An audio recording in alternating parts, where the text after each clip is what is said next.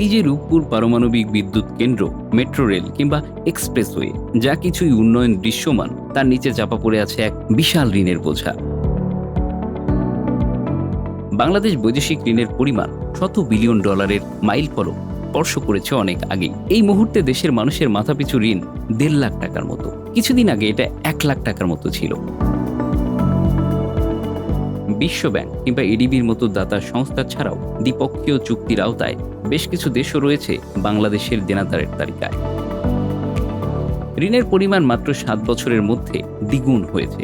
বাংলাদেশে এখন যে ঋণ রয়েছে তার একটি বড় অংশ চলে যাচ্ছে সেই ঋণ পরিশোধে। অর্থনৈতিক সম্পর্ক বিভাগের তথ্যে দেখা যাচ্ছে বাংলাদেশ দ্বিপক্ষীয় চুক্তির আওতায় জাপান, চীন, রাশিয়া ও ভারতের কাছ থেকে সবচেয়ে বেশি ঋণ নিয়েছে এবং নিচ্ছে। আন্তর্জাতিক সংস্থার পাশাপাশি বাংলাদেশ বিভিন্ন প্রকল্প বাস্তবায়ন এবং বাজেট সহায়তার জন্য বিভিন্ন দেশের কাছ থেকে ঋণ নেয়। পাবলিক ও প্রাইভেট মিলিয়ে 2017 সালের শেষে বাংলাদেশের মোট ঋণ ছিল 51.14 বিলিয়ন ডলার, যেটি 2023 সালের শেষ প্রান্তিকে এসে 100.63 বিলিয়ন ডলারে পৌঁছায়। বৈদেশিক ঋণ বৃদ্ধির সাথে সাথে এর সুদ এবং আসল পরিশোধের পরিমাণ প্রতি বছর বাড়ছে। অর্থনীতির বিভিন্ন সূচক, রাজস্ব আহরণ, রপ্তানি, বাণিজ্য, ডলার সংকট ও রিজার্ভ পরিস্থিতি বিশ্লেষণ করে অর্থনীতিবিদরা আশঙ্কা করছেন ভবিষ্যতে বৈদেশিক ঋণ পরিশোধ করতে গিয়ে বাংলাদেশের অর্থনীতি আরও চাপের মুখে পড়তে পারে। 2022 সালের জুন পর্যন্ত বাংলাদেশ সরকারের বৈদেশিক ঋণ ছিল 55.60 বিলিয়ন ডলার। এই ঋণের 57% বিশ্বব্যাংক ও এডিবির কাছে। অন্যদিকে দ্বিপক্ষীয় চুক্তির আওতায় বাংলাদেশ জাপানের কাছে সবচেয়ে বেশি দেনায়। দেশটির কাছে বাংলাদেশের ঋণের পরিমাণ 9.21 বিলিয়ন ডলার। এরপরই আসে রাশিয়ার নাম। রাশিয়ার কাছে বাংলাদেশ 5.09 বিলিয়ন, চীনের কাছে 4.76 বিলিয়ন এবং ভারতের কাছে 1.02 বিলিয়ন ডলার ঋণ নিয়েছে বাংলাদেশ। বর্তমানে এই ঋণ আরও অনেক বেশি, কারণ ইআরডির তথ্যে দেখা যায় চলতি অর্থবছরের 2023 সালের জুলাই থেকে 2024 সালের মার্চ পর্যন্ত বাংলাদেশ 563 কোটি ডলার ঋণ করেছে। সবচেয়ে বেশি ঋণ করা হয়েছে এডিবি থেকে 140 কোটি এবং বিশ্বব্যাংক থেকে 96 কোটি ডলার।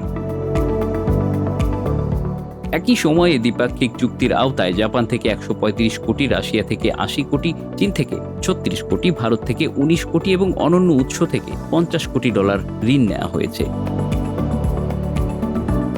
বাংলাদেশের বৈদেশিক ঋণ পরিস্থিতির প্রবণতায় দেখা যায় সরকারের বৈদেশিক ঋণ এবং এর পরিশোধ দুটোই ক্রমাগত বাড়ছে। 2020-21 অর্থ বছরে সরকারের যে ঋণ 50 বিলিয়ন ছিল, সেটা 22-23 অর্থ বছরে 62 বিলিয়ন ছাড়িয়ে যায়। এই ঋণ পরিশোধের ধারাও ঊর্ধ্বমুখী, পরিশোধের পরিমাণও বেড়ে চলেছে। চলমান অর্থ বছরের জন্য 3 বিলিয়ন ডলারের বেশি বরাদ্দ রাখতে হয়েছে বাজেটে।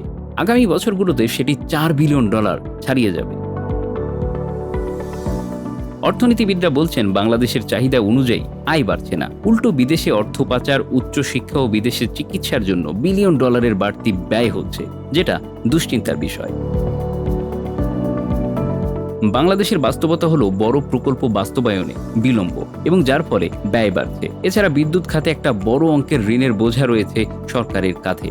ডলারের রিজার্ভও ক্রমাগত কমছে, সেই সাথে ডলারের দাম বাড়ার কারণে ঋণ পরিশোধে ব্যয় আরও বেড়েছে টাকার অঙ্কে।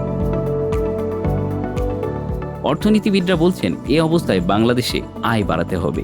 জাতীয় আয়ের তুলনায় বাংলাদেশের ট্যাক্স জিডিপি অনুপাত মাত্র 7.5%। এটা একটা সমস্যা। তবে সরকার বলছে ঋণ পরিশোধে বাংলাদেশের সক্ষমতা আছে, এ নিয়ে তারা মোটেই বিচলিত নয়। কমেন্টস বক্স খোলা রইল আপনার জন্য, আপনি জানাবেন আপনার মতামত।